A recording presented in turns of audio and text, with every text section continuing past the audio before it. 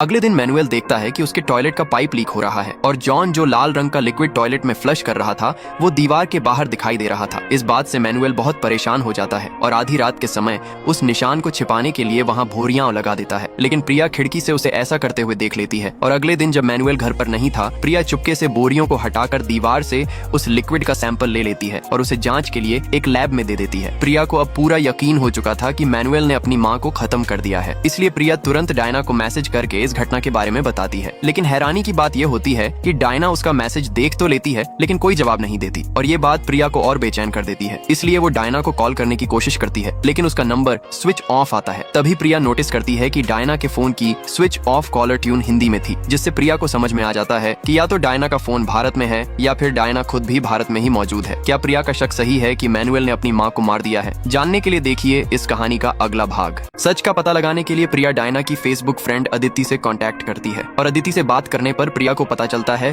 कि डायना तो कभी न्यूजीलैंड वापस गई ही नहीं। ये बात सुनकर प्रिया चौंक जाती है और वो अदिति को यहाँ पर हो रही सभी घटनाओं के बारे में बता देती है। ये सब जानने के बाद अदिति को डायना की चिंता होने लगती है और वो भारत आने का फैसला करती है और वो मैनुअल के अंकल को बता देती है कि वो डायना से मिलने इंडिया आ रही है। जैसे ही मैनुअल, जॉन और उसके अंकल को पता चलता है कि अदिति भारत आ रही है, वे घबरा जाते हैं और तीनों जल्दबाजी में घर की सफाई करने लगते हैं और बचा हुआ लाल लिक्विड को टॉयलेट में फ्लश कर देते हैं ताकि कोई सबूत न बचे। 2 दिन बाद अदिति भारत पहुंच जाती है और मैनुअल उसे एयरपोर्ट पर रिसीव करता है। रास्ते में मैनुअल अदिति से कहता है कि डायना उससे मिलना नहीं चाहती, लेकिन अदिति को मैनुअल की बात पर बिल्कुल भी यकीन नहीं होता क्योंकि डायना और अदिति एक दूसरे से बेहद प्यार करती थीं और दोनों जल्द ही शादी करने और एक बच्चा भी गोद लेने वाली थीं। तो फिर अब ऐसा क्या हुआ कि डायना उससे एक बार मिलना तक नहीं चाहती? मैनुअल यहाँ पर पूरी कोशिश करता है कि अदिति और डायना का आमना सामना न हो। वो अदिति से कहता है कि डायना कुछ समय अपनी माँ के साथ बिताना चाहती है, इसलिए बेहतर होगा कि तुम उससे बिना मिले ही न्यूजीलैंड लौट जाओ। लेकिन अदिति को मैनुअल की बातों पर यकीन नहीं था। वो बस इतना जानना चाहती थी कि ऐसा क्या हुआ है कि डायना उससे मिलना नहीं चाहती, इसलिए वो डायना से मिलने की जिद पर अड़ जाती है। अदिति की जिद देखकर मैनुअल अपने अंकल को कॉल करता है और दोस्तों यहाँ पर पता चलता है असली कहानी का। असल में डायना लेस्बियन थी और वो अदिति से शादी करके एक बच्चा गोद लेने वाली थी। लेकिन यह बात मैनुअल और उसकी माँ को बिल्कुल भी मंजूर नहीं थी। उन्हें लगता था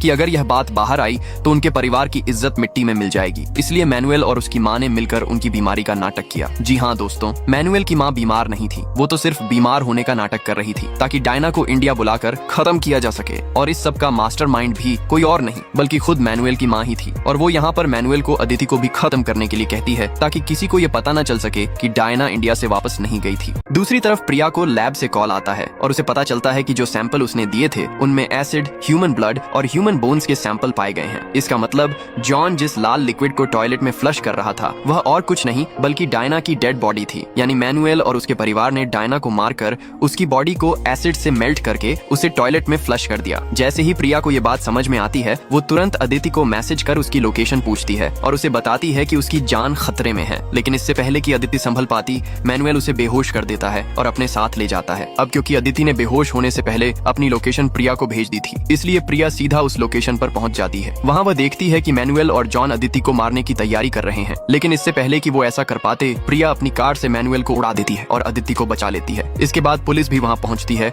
और मैनुअल, उसकी माँ, उसके अंकल और जॉन को गिरफ्तार कर लिया जाता है और इसी के साथ यह कहानी खत्म हो जाती है।